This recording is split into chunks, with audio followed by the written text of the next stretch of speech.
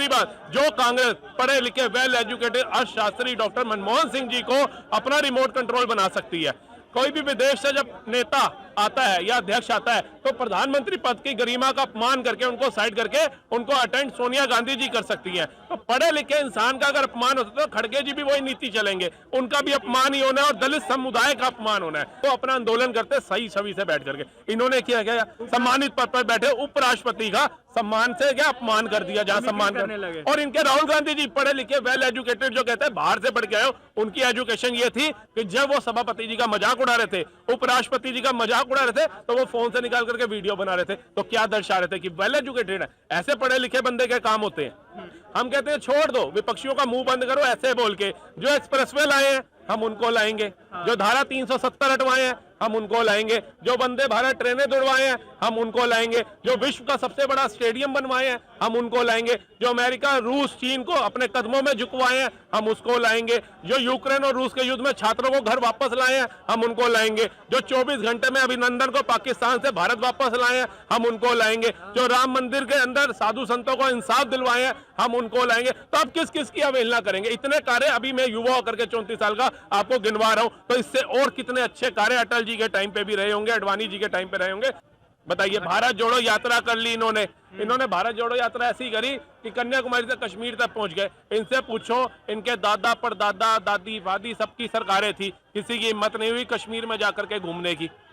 आज ये बहन भाई बर्फ से खेलते पाए जा रहे हैं, भाई बाइक राइडिंग कर रहे हैं, माता जी शिकारा में घूम रही हैं, हरे झंडे की जगह तिरंगा हो गया, पत्थरबाज गायब हो गए। लेकिन दो मतलब अपनी बातें तारीफ की नहीं करेंगे। इनको ये है कि अगर हमने तारीफ कर दी तो ये भटका हिंदू जो है, जो दर दर भटक रहा है, जो हमारे में से थोड़ा कन्वर्ट हो गया, आम आदमी में चला गया, इसको कैसे अपने पास स्थिर रखेंगे। नमस्कार, मैं सुरजीत कुमार और आप देखना शुरू कर चुके हैं दोस्तों द लोकसभा। पहले होता था कि बाराती है दुल्हा नजर नहीं आता, लेकिन अब दुल्हा शायद नजर सामने आ रहा है।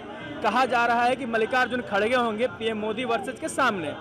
अब जनता से पूछना हो, क्या सच में मोदी के सामने खड़गे टक्कर के नेता हैं या नहीं है? अभी फाइनल होना बाकी है, लेकिन उसके बिहाफ में बात होना शुरू हो गया है, चर्चा हो रहा शुरू हो गया है कि क्या पीएम मोदी वर्सेस मल्लिकार्जुन खड़गे होंगे 2024 चुनाव का चेहरा। तो पूछते हैं जनता से कि आखिर बेरोजगारी और महंगाई का जो रोना रो रही है कांग्रेस और विपक्ष, क्या इसका हल मल्लिकार्जुन खड़गे करेंगे या मोदी जी बढ़िया से हल कर रहे हैं? क्या नाम है जी आपका? मेरा नाम राहुल है सर। राहुल जी, सबसे पहले मेरा सवाल यही होगा कि पहले हो रहा था कि बाराती है दुल्हा नजर नहीं आ रहा, लेकिन अब शायद दुल्हा नजर आ रहा है, मल्लिकार्जुन खड़गे हैं। क्या मोदी के टक्कर दे पाएंगे वो? दूर दूर तक नहीं देंगे। जो माइक पर आकर खुलेआम बोलता है कि अगर मोदी जीतेगा तो सनातनी मजबूत होगा, हिंदुत्व मजबूत होगा, इनको गिराना है तो मोदी को हराना है, जिसकी विचारधारा अभी कुछ बना नहीं ऐसी है, तो वो क्या देश को ऊंचा ले जाएगा? क्या ऊंचा ले जाएगा? सिर्फ एक समुदाय के लिए ही विपक्ष टिका रह जाएगा, बाकी लोग मूर्ख रह रहे हैं हिंदुस्तान में। बाकी लोगों ने जो योगदान दिया देश को आजाद कराने से लेकर के राम मंदिर बनवाने तक, हर एक कार्यों के अंदर, अर्थव्यवस्था से लेकर के जीडीपी तक, वो सब मूर्ख है। सिर्फ एक समुदाय के लिए पूरा विपक्ष खड़ा होगा और हिंदू और सनातनियों के लिए अकेला मोदी खड़ा होगा। ये धारणा है आप जैसों की, तो आप भूल जाइए, इससे स्पष्ट होता है। दूसरी बात, जो कांग्रेस पढ़े लिखे वेल एजुकेटेड अर्थशास्त्री डॉक्टर मनमोहन सिंह जी को अपना रिमोट कंट्रोल बना सकती है। कोई भी विदेश से जब नेता आता है या अध्यक्ष आता है तो प्रधानमंत्री पद की गरिमा का अपमान करके उनको साइड करके उनको अटेंड सोनिया गांधी जी कर सकती हैं। तो पढ़े लिखे इंसान का अगर अपमान होता है तो खड़गे जी भी वही नीति चलेंगे, उनका भी अपमान ही होना है और दलित समुदाय का अपमान होना है। ये सबसे बड़ी बात। बोलते हैं कि लोकतंत्र को बचाने के लिए एक साथ आए हैं और ये बचाएंगे और साथ में चुनाव भी जीतने वाले हैं। नहीं जी, मैं आपको डंके की चोट में बताता हूँ, 2024 में आएंगे मोदी, सबके दिलों पे छाएंगे मोदी, विपक्ष की नींद फिर से उड़ाएंगे मोदी, सनातनियों की जान है मोदी, हिंदुत्व की पहचान है मोदी, जल में मोदी, नल में मोदी, आकाश में मोदी, धरती में मोदी, हर एक कण में मोदी। किस किस को तुम मिटवाओगे ये याद रखना, आने वाले समय में इस भारत से तुम ही मिट जाओगे। कुछ लोग तो यही बोलते हैं कि बेरोजगारी बढ़वा दिए, 2 करोड़ रोजगार देने का वादा किए थे, अब तक पूरा हुआ नहीं। देखिए, इतनी बेरोजगारी, इतनी मंदहाली है भारत के अंदर, और ये खुद कह रहे हैं, हमारी जैसे युवा नहीं कह रहे, ये कह रहे हैं। और उसके बाद उन्हीं बदहाल और मंदी वाले दौर से जूझ रहे लोगों से ये चंदा मांग रहे हैं कि 138 साल हो गए कांग्रेस को, तो 3810 रुपए, 38,010 रुपए ऐसे चंदा दो। ऐसे ही मैंने अपने किसी कांग्रेसी मित्र को बोला, 23 तारीख को मेरा जन्मदिन है भाई, इस बार शुभकामनाएं मत दियो, ब्लेसिंग से मुझे कोई फर्क नहीं पड़ेगा, एक काम करिए 230 रुपए मुझे पेटीएम कर दिया, 2310 रुपए पेटीएम कर दियो। कह रहा यार ये क्या बात कर रहा है? मैं कहा ये विचारधारा कांग्रेसियों ने मुझे दी है कि ब्लेसिंग से क्या मिलना है मुझे, धर्म कर्म के काम होते रहेंगे। कांग्रेसियों को तभी याद आया जब वो 350 करोड़ पकड़ा गया तभी। बिल्कुल, अब इनको पता है कि मोदी ने पहले ही एक मैनिफेस्टो थोड़ा रह रहा था, ना खाऊंगा ना खाने दूंगा। अब जो खा के बैठे उनका निकल रहा है। अब इनको क्या है कि जनता से पैसे इकट्ठा करो और अपने ब्लैक को व्हाइट में तब्दील कर दो। बोलो कि हमारे को भैया जनता ने दान दिया, कितना दिया, 100 करोड़ दिया, और आपकी जो ब्लैक मनी है 90 करोड़ 80 करोड़ उसको उसमें मिला दो, 100 करोड़ हो गया। अब गवर्नमेंट जो है वो मांगती रहेगी, आप कहना भैया सबने 20 रुपए भी दिया, इतनी बड़ी आबादी है, देश ने हमारा समर्थन किया। तो ये भटकाने का मुद्दा है। सांसद 141 सांसदों को सस्पेंड कर दिया गया। कहा जा रहा है कि लोकतंत्र को कमजोर करने की साजिश है पीएम मोदी की। होती ना तो इससे पहले करते सर। जब विपक्षियों ने साइन करके दिया था कि सांसद भवन के अंदर कोई भी ऐसे काले बोर्ड या धंजे वंडे लेकर के नहीं आएगा, कोर्ट की लोकसभा की गरिमा का सम्मान करेगा, दस्तावेजों पे इन्होंने सिग्नेचर किए थे, उसके बाद ऐसी काली हरकत क्यों करी? और कहते हैं डिसिप्लिन बहुत जरूरी है। ऐसी जगह पे नहीं, हमारे घर के अंदर भी अगर हम बच्चों को ही छूट दे देंगे एक बार दो बार, तो वो तो ऐसा अनादर करेंगे। ऐसी जो कहते हैं संविधान के प्रति जो इष्टा इन्होंने भाव रखने चाहिए थे, एक अनुशासन रखना चाहिए था, नहीं रखा, इसलिए सभापति जी ने बाहर किया। अच्छा उन्होंने किया, इनको अपना आंदोलन करते सही छवि से बैठ करके इन्होंने किया क्या? सम्मानित पद पर बैठे उपराष्ट्रपति का सम्मान से क्या अपमान कर दिया, जहां सम्मान करने लगे। और इनके राहुल गांधी जी पढ़े लिखे वेल एजुकेटेड जो कहते हैं बाहर से पढ़ के आए हो, उनकी एजुकेशन ये थी कि जब वो सभापति जी का मजाक उड़ा रहे थे, उपराष्ट्रपति जी का मजाक उड़ा रहे थे, तो वो फोन से निकाल करके वीडियो बना रहे थे। तो क्या दर्शा रहे थे कि वेल एजुकेटेड है। ऐसे पढ़े लिखे बंदे के काम होते हैं। राम मंदिर का उद्घाटन हो रहा है, कुछ लोग बोल रहे हैं कि बीजेपी 2024 का एजेंडा सेट करने में लगी है राम मंदिर का उद्घाटन करके।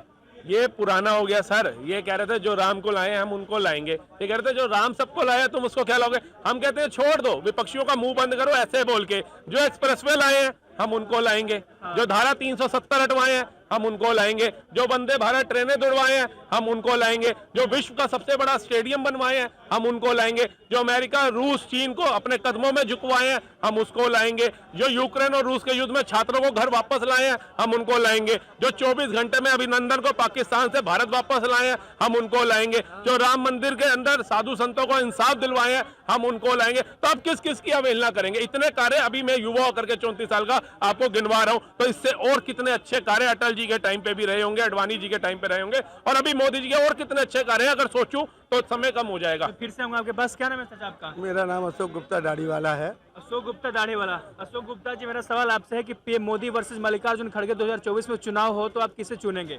भाई साहब चुनने के लिए तो चुने हुए हैं, उनको अब आप दोबारा और क्या चुनेंगे? चुनना होगा, चुनेंगे मोदी जी ही आएंगे। क्यों चुनेंगे मोदी जी? उनके कर्म अच्छे हैं, उनकी पार्टी अच्छी है। काम नहीं अच्छा है? काम क्यों नहीं? काम अच्छा नहीं तो पार्टी कैसे अच्छी? क्या काम हुआ अच्छा? उनके काम 3 काम आप बुरे बता दीजिए। नहीं हम बुरे बता, अच्छे काम अच्छे अब आपने बेरोजगारी की सुन, तो बेरोजगारी पे सुन लो। महंगाई और बेरोजगारी का तो बहाना है, बता रहे हैं। बहाना है बता रहे हैं। यहाँ कनाट पैलेस में रोज दिल्ली कितने घूमने आ रहे हैं, जरा आप मुझे बता दीजिए कितने घूमने आ रहे हैं। जो साइकिल चलाते थे आज से 15-20 साल पहले, जो साइकिल चलाते थे वो स्कूटर, और जो स्कूटर चलाते थे वो कार चला रहे हैं, और जिनके बच्चे सरकारी स्कूलों में पढ़ते थे वो आज प्राइवेट स्कूलों में पढ़ा रहे हैं। बेहतर हुआ है। शादियों में करोड़ों रुपए के करते हैं खर्चा, और फिर भी राशन का बनवाते हैं अपना पर्चा। तो महंगाई और बेरोजगारी है किधर?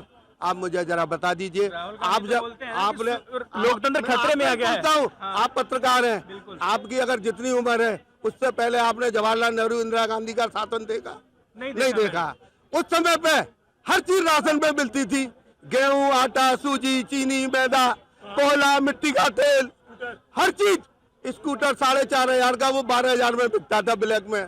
जो मारुति निकली थी वो उसका मालिक कौन था? आप बताइए जरा भाई साहब। उस समय तो पैदा हो गए आप। मारुति का कौन था? संजय गांधी। वो मारुति 45,000 की कंपनी रेट, और बिकती कितने की थी? 80,000 की ब्लैक में। तो उस समय तो ये हालत थी। आज आपको जो गाड़ी चाहिए वो चले जाओ, आप पैसे जेब में डाल के जाओ, फटाफट गाड़ी ले आओ। तो आपके पास पैसा है ना, तो महंगाई और बेरोजगारी है कहाँ है? यहाँ आज जितने भी आए हैं उन्होंने कितने के रुपए लीटर का पानी पीते हैं?